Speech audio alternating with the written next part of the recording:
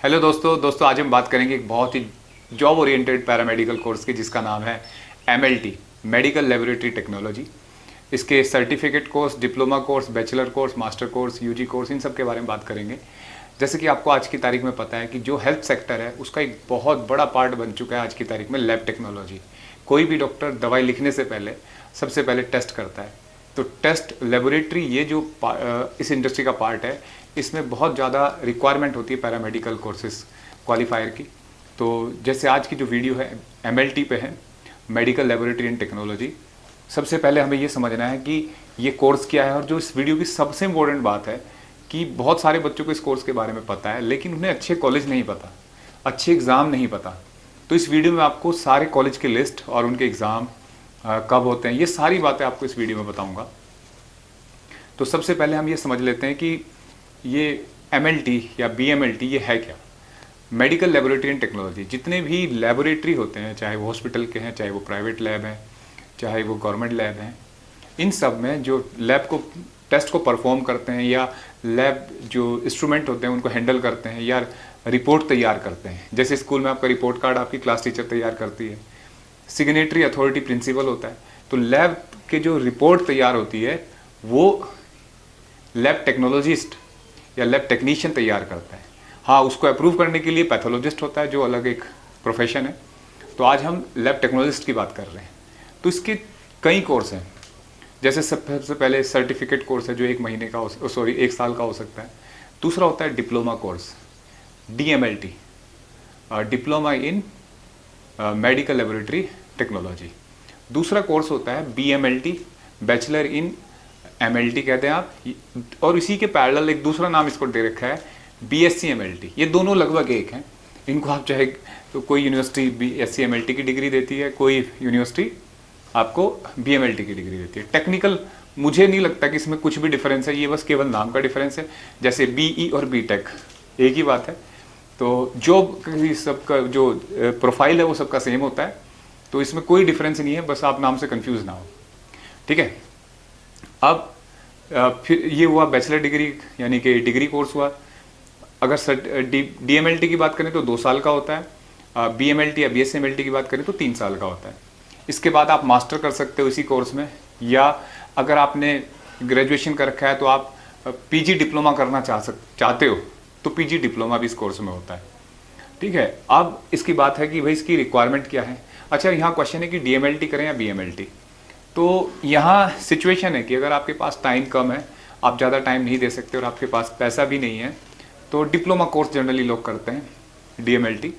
और डीएमएलटी की प्रॉब्लम एक है कि आप आगे के आपके रास्ते बंद हो जाते हैं। आप ग्रेजुएशन नहीं है आपके पास, मास्टर डिग्री नहीं है, फिर अगर आपको बीएमएलटी में जाना है डीएमएलटी के बाद, तो हाँ एक लेटरल एंट्री मिलती है जो बीएमएलटी के फर्स्ट ईयर को आप क्रॉस करके सीधे सेकंड ईयर में आपको एडमिशन मिल जाता है। मतलब अगर आपने डीएमएलटी का रखा है, आप बीएमएलटी करना चाहते हैं तो सेकंड ईयर में एडमिशन लेना होगा आपको। लेकिन अगर मुझे कहा जाए कि आप किसे सजेस्ट करेंगे, तो अगर आपके पास टाइम है और पैसा भी की भी प्रॉब्लम नहीं है और आप लंबा आप सोच रहे हैं, व्यू है आपका कि मैं इस फील्ड का एक्सपर्ट बनूं, तो आप बीएमएलटी में जाइए, बैचलर कोर्स में, डिग्री में। ये 3 साल की होगी। उसके बाद आप हायर एजुकेशन भी कर सकते हैं जॉब के साथ साथ। तो इस तरीके से ज़्यादा अच्छा रहेगा। तो अब पहले इसकी एलिजिबिलिटी की बात करते हैं। तो डीएमएलटी और बीएमएलटी की एलिजिबिलिटी तो लगभग एक जैसी है। कुछ यूनिवर्सिटी 45% पीसीबी मांगते हैं 12th क्लास में, 12th क्लास मिनिमम होना चाहिए। और कुछ यूनिवर्सिटी मतलब डीएमएलटी में तो 45 भी है, कुछ particular private college DMLT BMLT में भी 45% लेते हैं।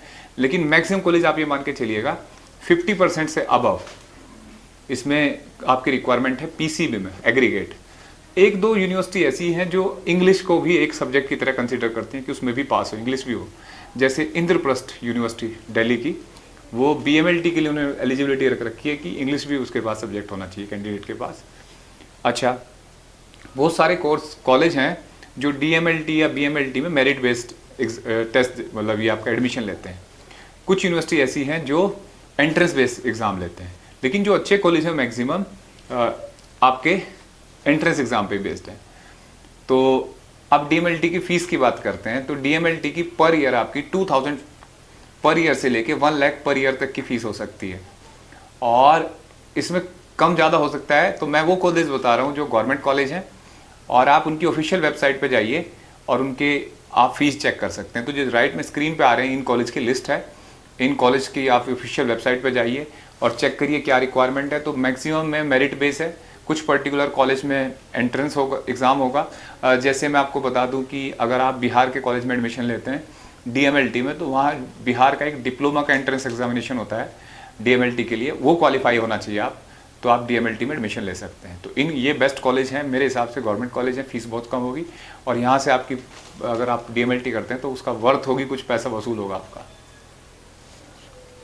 अब बात करते हैं बीएमएलटी या बीएससी इन एमएलटी और इनके कॉलेज और फीस की बात करें। तो फीस की अगर बात करें तो यहाँ भी वही बात है, 2-4 हज़ार से पर ईयर से लेके लाख पर ईयर तक की फीस हो सकती है आपकी, डिपेंड करता है कि आपके कौन से कॉलेज हैं।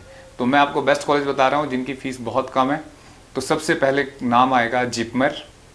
जिपमर में आप जा सकते हैं, वहाँ का एंट्रेंस एग्जामिनेशन होगा, उसके थ्रू आप क्वालिफाई करके जिपमर में एडमिशन ले सकते हैं। दूसरा बेस्ट कॉलेज है AFMC, arm force medical college, इसमें आप जा सकते हैं। तीसरा PGI चंडीगढ़, चौथा GGSPU गुरु गोविंद सिंह इंद्रप्रस्थ यूनिवर्सिटी दिल्ली में, इसका अपना एक कंबाइंड एंट्रेंस टेस्ट होता है जिसके थ्रू एडमिशन ले सकते हैं आप। CMC वेल्लोर में आप एडमिशन ले सकते हैं। ये अलग बात है कि ये ट्रस्टी कॉलेज है, फुल गवर्नमेंट कॉलेज नहीं है, इसमें आप एडमिशन ले सकते हैं। यूनिवर्सिटी ऑफ मुंबई में आप एडमिशन ले सकते हैं उनके कॉलेज में। अन्नामलाई यूनिवर्सिटी चेन्नई में एडमिशन ले सकते हैं। इनके भी सबके अपने एंट्रेंस एग्जामिनेशन है। और कुछ और कॉलेज में देख के बता देता हूँ आपको अभी। छत्रपति शाहू जी महाराज यूनिवर्सिटी, इसमें आप एडमिशन ले सकते हैं। और ये है Rajasthan university of health and science Jaipur, इसमें एडमिशन ले सकते हैं, एंट्रेंस एग्जामिनेशन होगा आपका। और Pandit Bhagwat Dayal Sharma university of health science Rohtak में आप एडमिशन ले सकते हैं। और ऐसे ही कुछ और कॉलेज हैं, जैसे ग्रांट मेडिकल कॉलेज मुंबई, इसमें DMLT BMLT दोनों होते हैं। और श्रीमत नाथीबाई दामोदर ठाकरे वुमेंस यूनिवर्सिटी मुंबई, ठीक है। और सैफई कॉलेज इटावा में जो है, उसमें आप एडमिशन ले सकते हैं। Faculty of health and science medicine, इसमें एडमिशन ले सकते हैं। और भी कुछ स्क्रीन पे अगर शो हो रही हैं, आप उन यूनिवर्सिटी में एडमिशन ले सकते हैं। इनके अपने एंट्रेंस एग्जामिनेशन है, इनकी वेबसाइट से आपको मिल जाएगा इनके बारे में। और अगर आप मुझे की बात करते हैं इस वीडियो की, अगर आप चाहते हैं कि यार मैं नीट क्रैक नहीं कर सकते हैं, BBS के लायक मेरी पढ़ाई नहीं हो पा रही है, तो आप ऐसे कोर्स कर सकते हैं। और इसमें जॉब ओरिएंटेशन बहुत ज़्यादा है। हाँ, मेहनत है शुरुआत में। अगर सैलरी की बात करें तो 10,000 के आसपास, 10-15 हज़ार के आसपास आपकी शुरुआत होती है। हाँ, धीरे धीरे से इम्प्रूव कर लेते हैं। और बहुत सारे लैब टेक्नोलॉजिस्ट या जो सीनियर हो चुके हैं वो 50-60 हज़ार 1 लाख रुपए तक कमाते हैं बड़ी लैब में बैठ के।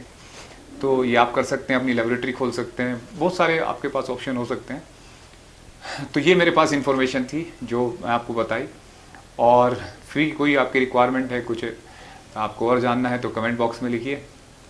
और लगे रहिए, मेहनत करिए बच्चों। जैसे कि लॉकडाउन चल रहा है तो आप घर पे रहिए, सेफ रहिए। Thank you, good luck.